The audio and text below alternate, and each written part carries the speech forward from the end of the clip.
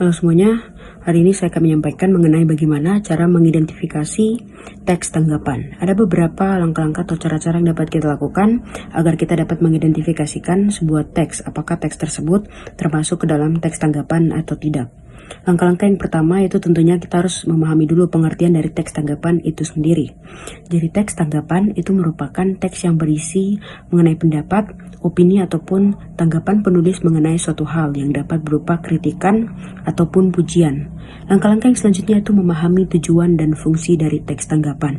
Yang pertama tujuan. Tujuan dari teks tanggapan ini adalah untuk memberikan penilaian tentang kelebihan dan kekurangan dari sebuah teks yang juga disertai dengan saran. Kemudian yang kedua fungsi.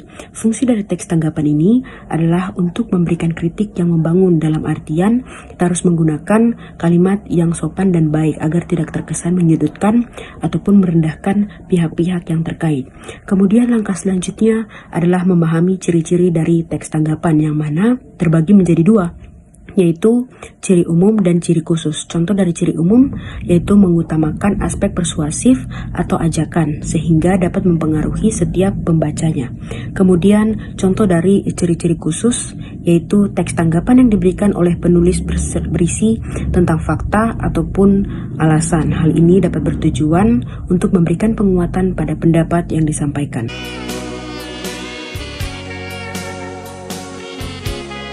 Halo teman-teman semua, kali ini saya akan menjelaskan tentang teks tanggapan mengenai mengidentifikasi informasi teks tanggapan.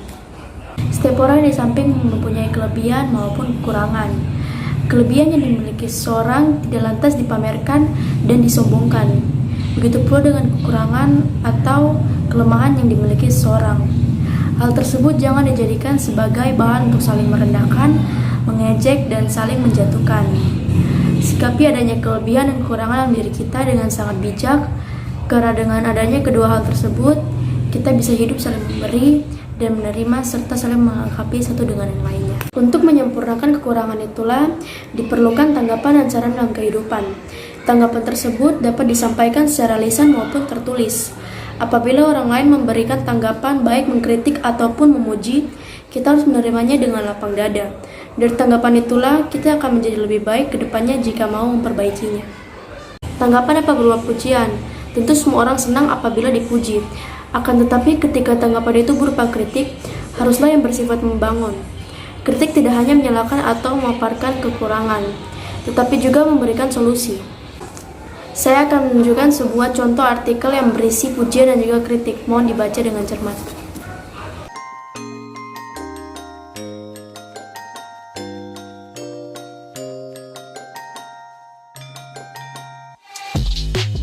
Setelah membaca teks sebelumnya, kalian pasti sudah mengetahui di mana adanya letak pujian dan juga kritik.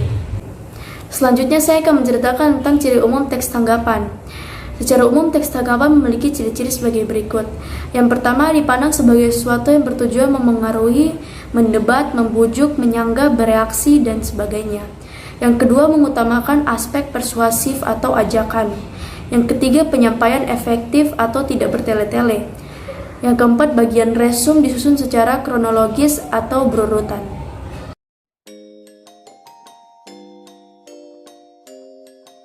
Tanggapan dapat berupa persetujuan, pujian, ketidaksetujuan, dan kritik. Tanggapan tersebut sebaiknya disampaikan dengan cara yang baik, sopan, dan bermartabat. Sebelum memberikan tanggapan, tentu kita harus memahami dulu fakta atau hal yang akan kita tanggapi. Dengan demikian, tidak akan terjadi kesalahpahaman dan tanggapan tersebut bermanfaat bagi orang lain.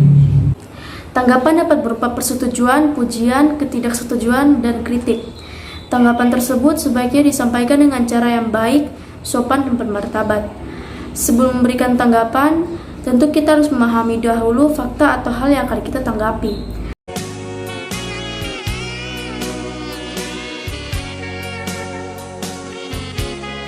Hal utama yang harus dilakukan untuk mengidentifikasikan informasi dalam teks adalah dengan membaca secara intensif. Setelah mendapatkan informasi dalam teks, kamu dapat menyimpulkan teks tersebut secara keseluruhan dengan memahami gagasan pokok pada setiap paragraf. Berikut ini cara-cara menyimpulkan teks tanggapan. Jika kita akan menyimpulkan teks tanggapan, Sebaiknya kita mengerti isi teks tersebut terlebih dahulu. Caranya dengan membaca seluruh teks dengan seksama dan dengan cermat. Setelah membaca teks tanggapan tersebut, tentukanlah kalimat utamanya. Karena dengan menentukan kalimat utamanya, kita dapat menyimpulkan isi suatu paragraf. Setelah menentukan inti paragraf, susunlah kalimat dengan baik agar dapat menjadi sebuah simpulan yang benar. Untuk membuat sebuah simpulan yang baik dan benar, ada beberapa kriteria atau hal yang harus diperhatikan. A. Simpulan merupakan hasil analisis dari setiap paragraf yang sudah dibaca. B. Simpulan harus menggambarkan isi dari dalam paragraf. C. Simpulan hanya berisi hal-hal yang terdapat dari dalam paragraf.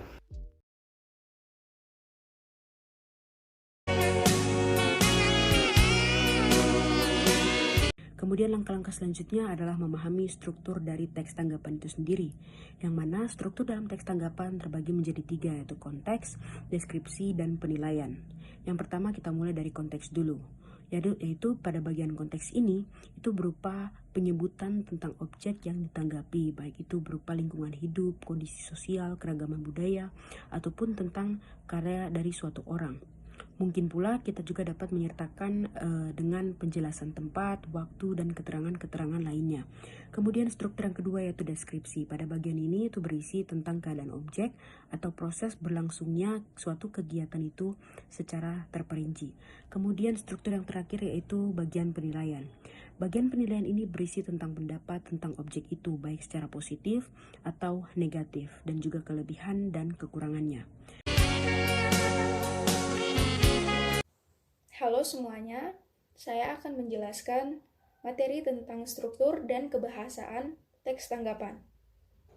Yang pertama, struktur dari teks tanggapan. 1. Konteks.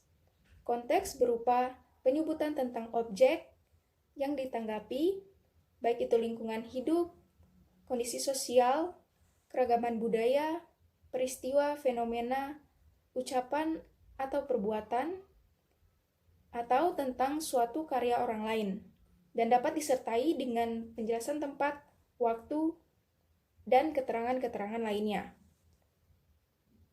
2. Deskripsi. Deskripsi berisi tentang keadaan objek atau proses berlangsungnya kegiatan itu secara terperinci. 3. Penilaian. Penilaian berisi tentang objek, berisi tentang pendapat tentang objek yang sedang dibahas, baik secara positif maupun negatif, kelebihan ataupun kekurangannya. Dalam mengidentifikasi teks tanggapan, yaitu kita harus memerhatikan kebahasaan dalam teks tanggapan itu sendiri. Yang mana yang pertama ada kalimat kompleks. Kalimat kompleks itu merupakan kalimat yang memiliki 2 klausa atau lebih yang terdiri dari kalimat utama atau induk kalimat dan anak kalimat. Kemudian yang kedua yaitu menggunakan konjungsi atau kata sambung seperti konjungsi penerang, konjungsi temporal, ataupun konjungsi penyebaban. Kemudian yang ketiga menggunakan kalimat saran. Kalimat saran merupakan kalimat perintah yang bersifat fakultatif. Kebahasaan dari teks tanggapan. 1. Kalimat kompleks. Kalimat kompleks adalah kalimat yang memiliki lebih dari 2 struktur dan 2 verba. 2. Kalimat aktif. Kalimat aktif merupakan kalimat yang subjeknya aktif dan yang melakukan kegiatan atau aktivitas. 3. Penggunaan kata tugas. Kata tugas adalah kata yang memiliki arti gramatikal dan tidak memiliki makna leksikal, sehingga maknanya bisa menjadi jelas jika dihubungkan dengan kata lain. Kata tugas meliputi penggunaan preposisi atau kata depan, konjungsi atau kata penghubung, dan kata sandang dan kata seru. 4. Kalimat deskriptif. Kalimat deskriptif digunakan untuk mengolah data menjadi suatu yang dapat diutarakan secara jelas dan tepat dengan tujuan agar mudah dimengerti oleh pembaca. 5. Penggunaan istilah. Istilah merupakan kata atau gabungan kata khusus yang menjelaskan konsep tertentu. Penggunaan istilah menyesuaikan konteks kalimat. Jadi, itu tadi adalah struktur dan kebahasaan teks tanggapan. Di sini saya akan menjelaskan tentang cara mengungkapkan kritik, sanggahan, atau pujian dalam bentuk teks tanggapan. Tujuannya adalah untuk meningkatkan pengertian, perhatian, sensitivitas, dan kualitas dari suatu pekerjaan atau tindakan. Tata cara mengkritik adalah sebagai berikut. Yang pertama adalah cara kue lapis. Seperti halnya kue lapis, ada 3 bagian dalam memberi kritik. Tunjukkan poin yang kurang jelas di antara 2 poin yang jelas. Tujuannya adalah untuk menjaga dari perasaan diserang dan lebih memberikan kesan bersahabat. Jika teman-teman ingin melihat contohnya, dapat teman-teman lihat dalam buku Marby halaman 166. Yang kedua adalah gunakanlah bahasa yang santun agar orang yang dikritik mau menerima dan melakukan atau melaksanakan kritikan kita. Yang ketiga adalah kritiklah tulisan atau tindakannya, bukan orangnya. Dengan mengkritik tulisan atau tindakan, kamu perlu menunjukkan poin yang jelas. Hindari kata-kata seperti penulis tidak mengerti masalah. Yang terakhir, memberikan simpulan dan cara melakukan kritik atau saran tahap demi tahap. Sebuah kritik yang baik sebaiknya disertai simpulan pada akhirnya. Gunanya untuk menekankan atau memberikan pengertian tentang poin utama dari kritikan teman-teman, sekaligus teman-teman harus memberitahu cara mencapainya.